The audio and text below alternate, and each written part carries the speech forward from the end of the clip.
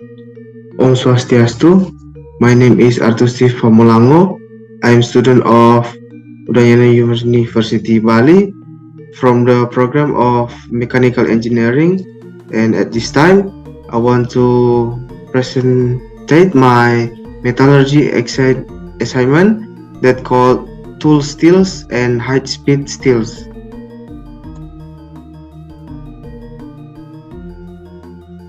The book source that I use is Metallurgy for the Non-Metallurgy Second Edition.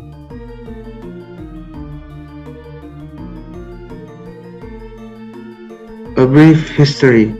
The modern story of tool steels begins with Benjamin Huntsman, a clockmaker from Sheffield, England, who is credited with developing the crucible melting process in 1742. This process made it possible to produce cast steels with carbon levels that fell between those of cast iron and rough iron. These cast steels could be hardened through heat treatment, and in the early 18th, they were the best tools available for cutting and machining other metals.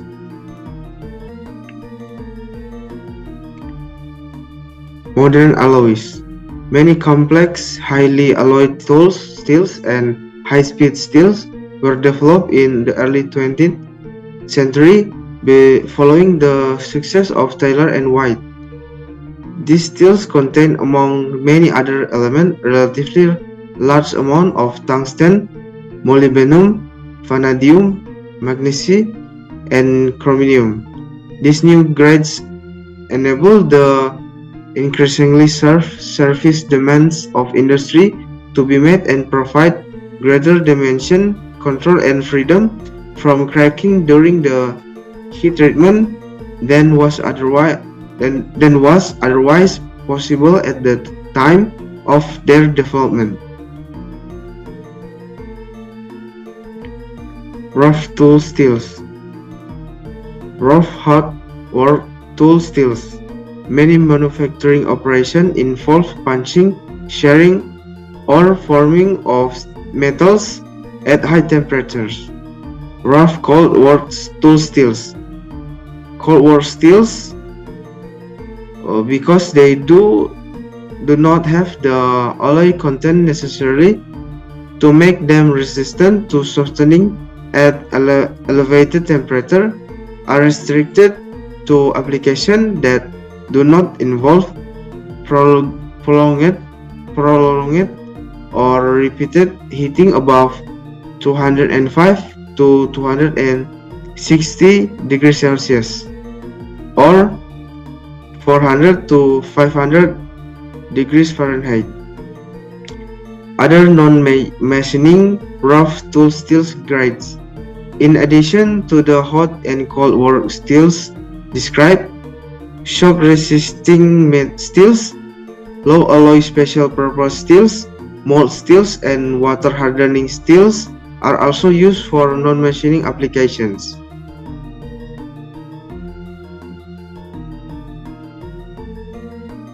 Effect of alloying and carbides on wear resistance.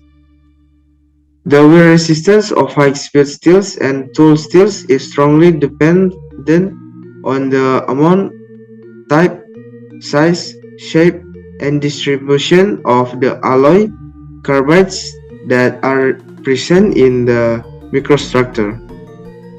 The function that these carbides serve can be understood through the use of an analogy. Consider the appearance and function of cobblestone road.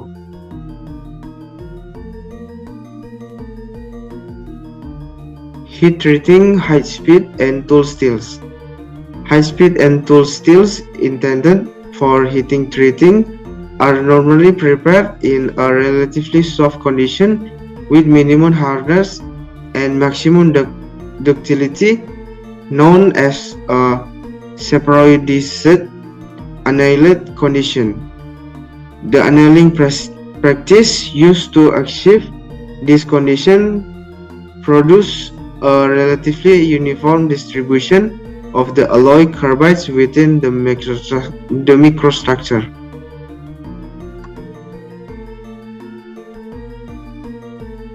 Powder metallurgy tool steels.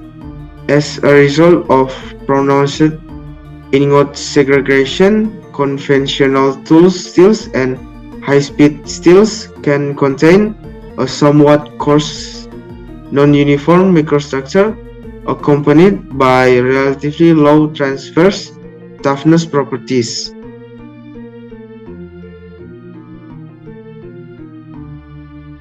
Cutting tool coatings.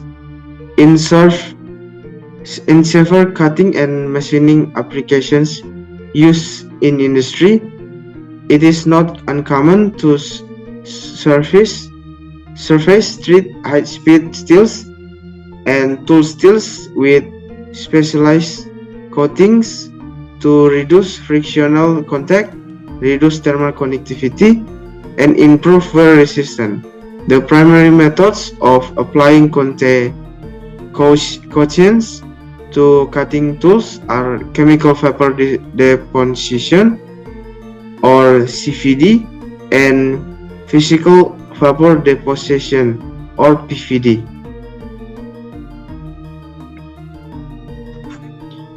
That's all of my presentation today, and thank you.